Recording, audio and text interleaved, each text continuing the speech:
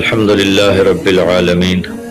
والصلاة والسلام على رسوله الكريم وعلى آله وصحبه أجمعين أما بعد ذوالحج کا مہینہ ہمارے مبارک مہینوں میں سے ایک مہینہ ہے جس میں اللہ تعالیٰ نے حج اور قربانی یہ دو بڑے عمل اس میں جمع فرمائے ہیں۔ پوری دنیا سے حجاج کرام اس مہینے میں حج بھی کرتے ہیں اور پھر مینا میں آ کر قربانی کرتے ہیں، اور اللہ تبارک و تعالیٰ نے ان ایام کی قسم اٹھائی ہے، یہ کسی بھی ٹائم کی، دن کی، مہینے کی، سال کی اس طرح اللہ تعالیٰ نے خوبصورت انداز میں قسم نہیں اٹھائی جیسی اللہ تبارک و تعالیٰ نے یہ ان 10 دن راتیں، 9 کا دن، 10 کا دن، 10 کی رات، 10 کی صبح ہو، اور اللہ کے نبی کا فرمان ہے کہ ان 10 دنوں میں اللہ تعالیٰ کو جتنی عبادت پسند ہے وہ اور کسی دن میں بھی پسند نہیں، اور اس میں کوئی شک نہیں ان 10 دنوں میں سب سے بڑی عبادت وہ حج ہے، جس کو اللہ تعالیٰ نصیب فرمائے اور جس کے مقدر میں فرمائے۔ حج ان 10 دنوں کی سب سے بڑی عبادت ہے۔ عرفات کی ایک دن کی حاضری وہ 10 لاکھ دن کی حاضری یا 1 لاکھ دن کی عبادت کے برابر ہوتی ہے، اور عرفات کے دن کی حاضری میں اللہ تعالیٰ کا ارشاد ہوتا ہے، میرے بندو آج جتنے گناہ لے کر آؤ، جتنے بارش کے قطرے،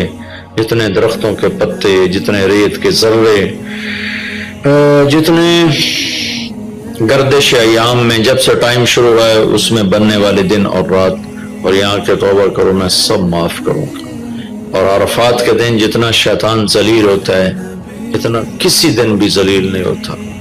اور میرے محبوب صلی اللہ علیہ وسلم نے یہ دن حج کا، عرفہ کا زور اثر کٹھی پڑھ کے پھر سارا دن شام تک کوئی 5-6 گھنٹے مسلسل دعا مانگی، اور آپ نے فرمایا کہ اس وقت میرا اللہ میرے صحابہ پہ فخر فرما رہا ہے،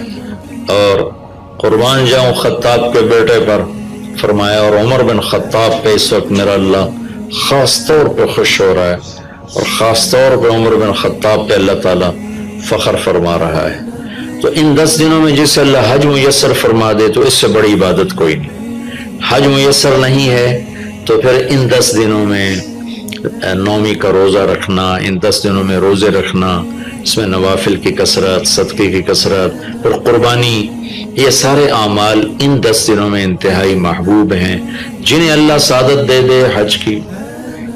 بار بار جائیں۔ تابعوا بین الحج والعمرہ، حج عمرہ آگے پیچھے کرو، آگے پیچھے کرو۔ ایک بہت بڑا طبقہ ہے جو یہ کہتا ہے کہ ایک دفعہ فرض ہے اس کے بعد کوئی ضروری نہیں۔ میں کب کہتا ہوں کہ ضروری ہے؟ ضروری نہیں ہے، لیکن ضروری کا مطلب فرض نہیں ہے، لیکن اللہ اس کے رسول کو پسند ہے کہ اس کے گھر بار بار آیا جائے، بار بار حاضری دی جائے۔ نبی پاک صلی اللہ تعالی علیہ وسلم قربانی کے موقع پر 2 چھترے، بکرا نہیں، بھیڑ نہیں، گائے نہیں، بھینس نہیں، 2 چھترے ذبح فرماتے تھے قربانی کے، ایک اپنی طرف سے، ایک امت کی طرف سے۔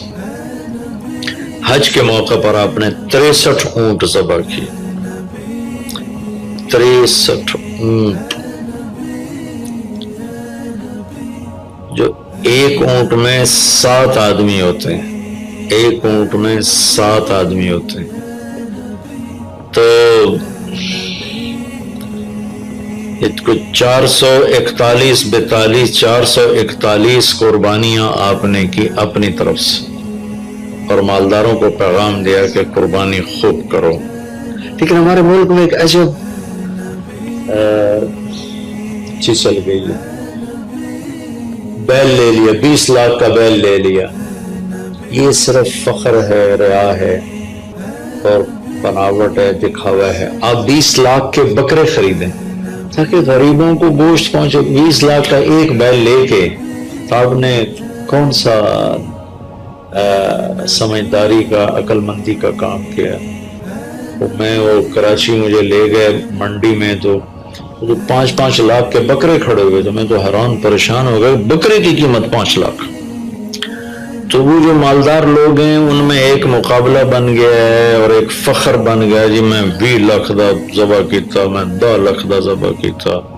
ہم نے تو بھائی 50 لاکھ کا ذبح کر دیا۔ میں آپ سب بھائیوں کی منت کرتا ہوں، اللہ نے آپ کو رزق دیا ہے تو آپ بیوقوف نہ بنیں، آپ اس کو صحیح خرچ کریں۔ آپ 20 لاکھ کے جانور خریدیں، 20 لاکھ کے آپ بکرے لے لیں، 20 لاکھ کے آپ عام درجے کی گائے لے لیں، آپ بھیڑے لے لیں، آپ اونٹ لے لیں، بیل لے لیں، 20 لاکھ کے بیل لے لیں، تو کتنی بڑی قربانی ہوگی اور کتنے غریبوں تک وہ کھانا جائے گا۔ 20 لاکھ کا ایک بیل لے کر آپ نے کیا کمایا، کون سی نیکی کمائی آپ؟ تو میں آپ اگر کوئی میری بات پہنچ جاتی ہے کسی ایسے میرے بھائی تک جو ایسا شوقین ہے، یقیناً اس نے اللہ کے لیے بہت بڑا قدم اٹھایا کہ 20 لاکھ خرچ کر دیے، لیکن تھوڑی سی نادانی سے کام لیا ہے، بلکہ بہت بڑی نادانی سے کام لیا ہے کہ 20 لاکھ ضرب 4-5 من 10 من گوشت پہ لگا دیے، جبکہ اس میں سے 1000 من گوشت نکل سکتا تھا اگر وہ 20 لاکھ کے بکرے لے لیتے، 20 لاکھ کی بھیڑیں لے لیتے، چھترے لے لیتے، دمبے لے لیتے، 20 لاکھ کی گائے عام خرید لیتے، وہ بچڑے لے لیتے، تو کتنے غریبوں تک یہ